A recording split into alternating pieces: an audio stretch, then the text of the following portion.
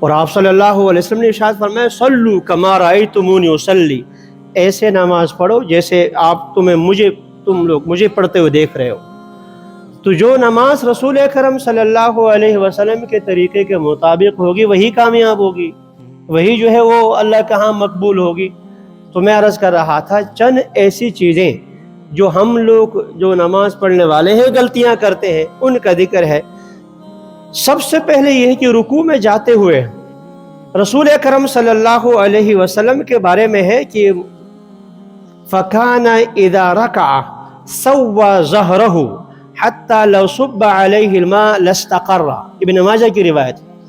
آپ صلی اللہ علیہ وسلم رکوع کرتے تھے تو پیٹھ کے پچھلا حصہ اور آگے والا حصہ یوں برابر ہوتا تھا، اگر گلاس میں پانی رکھ دیا جاتا تو وہ برابر رہ جاتا، یوں سیدھا جو ہے آپ صلی اللہ علیہ وسلم رکوع فرمایا کرتے تھے۔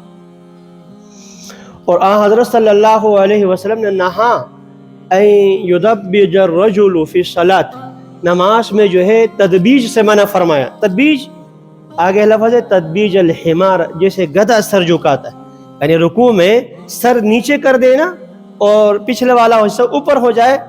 آپ صلی اللہ علیہ وسلم نے اس سے منع فرمایا، نہ سر اوپر ہو زرافے کی طرح، نہ سر نیچے ہو گدھے کی طرح، بالکل برابر سرابر ہونا چاہیے۔ اور حضرت صلی اللہ علیہ وسلم نے تقریباً 8 قسم کے جانوروں کا نام لیا ہے نماز میں، فلاں جانور، یہ اس لیے تاکہ اب گدھے کے ساتھ تشبیہ دینا تاکہ انسان اس سے یار یہ گدھے کی حرکت باز آ جائے، تو فرمایا کہ اس طرح نیچے مت جھکا کرو جیسے گدھا جھکتا ہے، بالکل برابر رکھا کرو۔ اور لا تجزئ صلاۃ لا یقیم الرجل صلبہ، جو اپنی پشت کو برابر نہیں رکھتا اس کی نماز تو سرے سے قبول ہی نہیں ہوتی۔ لہذا پہلا کام یہ کہ کمر برابر ہونی چاہیے، یہ نماز سیکھنے کی چیز ہے۔ ہمارا ہاں تو یہ ہے کہ بچپن میں دادی نے نانی نے جو نماز سکھائی وہ کلمات بھی ایسے ہی بس ادا کرتے چلے جاتے، حتیٰ کہ ہم مدرسے میں جو بڑے درجوں میں طالب علم ہوتے ہیں میں ان سے بھی سنتا ہوں نماز، ان سے بھی جب سنتا ہوں نا تو وہ بھی بعض ایسی پکی ٹھک کی غلطیاں کرتے ہیں، وہ بس چلی آئی ہوئی ہے، وہ بس بچپن میں والدہ سے سنا، نانی سے سنا، دادی سے سنا، اور ایسے مضبوط، اور آپ کو پتہ ہے کہ وہ بچپن کی جو یاد رہتی وہ ایک پتھر کی لکیر بن جاتی۔ تو ہم باقاعدہ طور پر جا کر نماز سیکھے جا کر یہ کام نہیں کرتے ہوتے۔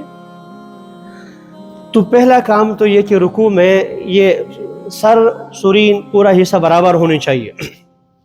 اور رسول اکرم صلی اللہ علیہ وسلم نے ارشاد فرمایا کہ جب حضرت صلی اللہ علیہ وسلم کے بارے میں صحابی کہتے ہیں رسول اللہ صلی اللہ علیہ وسلم اذا رکع وتر یدیہ فنحاہما عن جنبیہ، آپ رکوع میں جاتے تو ان بازوؤں کو پہلو سے الگ رکھتے تھے اور وتر بناتے تھے، یوں سیدھے۔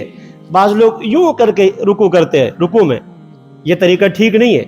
اب میں یہاں تو بتا نہیں سکتا، بات میں الگ سے آؤ گے تو سکھا دوں گا آپ کو۔ تو رکوع میں جہاں آپ کے گھٹنے ٹھیک ہونے چاہیے، کئی ساتھی گھٹنے آگے خم کر دیتے ہیں، یہ طریقہ بھی ٹھیک نہیں۔ کچھ بہت زیادہ کس کر پیچھے لے کے جاتے ہیں، یہ طریقہ بھی ٹھیک نہیں۔ جس طرح قیام کی حالت میں ہے ہو بہو اسی پوزیشن سے آپ رکوع میں چلے جائیں، اس کو کہتے ہیں نصب ساق، پنڈلیاں اپنی جگہ پر، یہ والے حصے پر اگر وہ دیوار بنانے والے مستری ہوتے ہیں سال لگاتے ہیں، اگر وہ لگا لیا جائے تو یہ بالکل نیچے برابر ہونی چاہیے، اور یہ بازو پہلو سے الگ ہوں اور ساتھ ساتھ جو یہ سیدھے ہوں، ان کو خم نہ دیا جائے۔ اور اس کے بعد رکوع سے سیدھے کھڑے ہو جائیں، سمع اللہ لمن حمیدہ۔ کئی ہمارے بھائی رکوع سے یوں اٹھ کے فوراً، نوجوان نہیں پکی عمر کے لوگ ہیں، میں یہاں دیکھ رہا ہوں پکی عمر کے، اور پکی عمر سے مراد میری 70 سے اوپر کے لوگ بھی یہاں پر ایسے ہیں، بعض حضرات رکوع سے یوں اور نیچے ٹھونک لگا دیتے۔ آپ نے ایسی ہی نماز کے لیے فرمایا تھا قم فصلی فإنک لم تصلی، دوسرے ائمہ کے ہاں سرے سے نماز کا فرض ہی ادا نہیں ہوتا۔ یہ تو امام ابو حنیفہ رحمۃ اللہ تعالی علیہ نے تھوڑی سی ہمارے لیے آسانی کر دی، تو فرض تو ادا ہو جائے گا لیکن واجب یعنی فرض ذمے سے اتر جاتا ہے، لیکن دوبارہ پڑھنا ضروری ہے، واجب الاعادہ ہے۔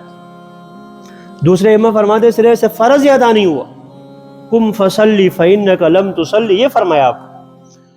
تو رکوع میں یہ رکوع کے بعد سیدھے کھڑا ہونا، سمع اللہ لمن حمدہ کہہ دیا، اس کے بعد ربنا لک الحمد، یہ پڑھ کر اس کے بعد اللہ اکبر رکوع میں جانا چاہیے، اسے سجدے میں جانا چاہیے.